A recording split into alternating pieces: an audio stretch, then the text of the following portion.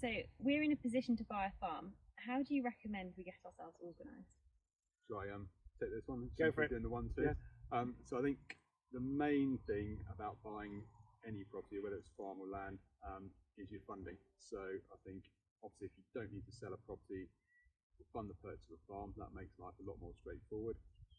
If you do need to sell, obviously it does add a bit of complication, but it's that chicken and egg scenario of, do I put my property on the market first, sell it, and then I'm in a better position to go and buy a farm, or do I wait because I don't want the inconvenience of sort of my whole life being turned upside down for a short period of time and going into rented and then purchasing after that. So I think the funding is the most important thing.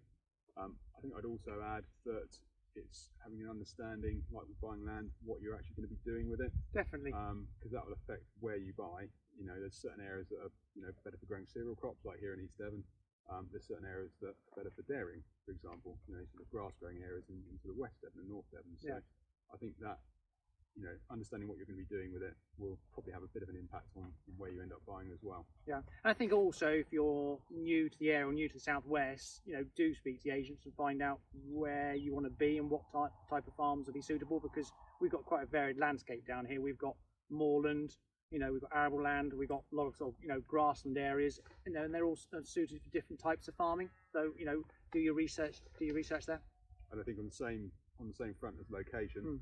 Different planning policies apply to different areas as well. So if you're going to be looking to put up a big livestock shed in the middle of Exmoor National Park, you might have a few more hoops to jump through as well. So. Okay. So when is the best time to buy a farm, and when do they come to the market? Right. Well, probably the best time to buy a farm would be the winter, because you're perhaps seeing it at perhaps not at its best. You get a good feel for it, but most farms will be coming to the market spring, summertime. And that's not a bad time to look at a farm, because actually you're going to see how good the farm is at producing crops. At that time, spring growth or midsummer, there's going to be crops in the field. You'll be able to get a feel for how good, how productive that farm is. So, generally our advice, farms will be coming to the market April, May time, right the way through to October and November, depending on how long autumn is. So that would be the best times really to look at a farm. When you have most choice, isn't it? So generally, so you rather than sort of jumping in and sort of having to buy the first one you see, you've got a bit more choice, a bit more in the market. Yes. So that's between those times when there's more. So do you pay stamp duty for the purchase of land? Sounds like a technical question for you, Andrew. I'm not an accountant, but I do know a bit about stamp duty. So stamp duty for mixed-use properties are different to residential. But you still do pay stamp duty. So for a non-residential mixed-use property, between the purchase price between north and 150,000, you don't pay any stamp duty. For the next 100,000, so that's between 150 and 250, you pay 2%. And for the slither of the purchase price above 250, it's 5%, whatever it is. So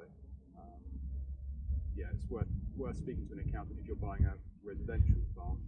It might just be that it kicks into the residential stamp duty taxation rather than non-residential, so it's worth looking into that. But land will be non-residential. Definitely at the moment we've got the stamp duty holiday up until the end of June, and then the tapering afterwards. Speak to your accountant first. Because that doesn't apply to non-residential, does it? No. So the holiday only applies to residential